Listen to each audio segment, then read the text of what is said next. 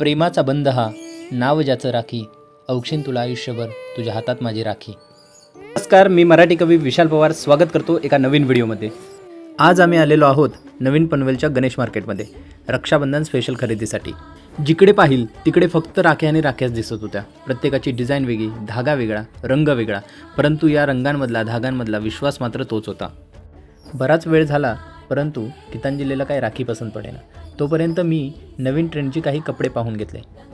Market रात्रीची वेळ असल्यानं गच्च भरलेलं होतं, त्यामुळे चालताना सुद्धा अडचण भासत होती. काय पसंत पडते का? अखेर 10 मिनिटांनी का होईना गीतांजलीला राखी पसंत पडली आणि मी मात्र सुटकेचा निश्वास टाकला.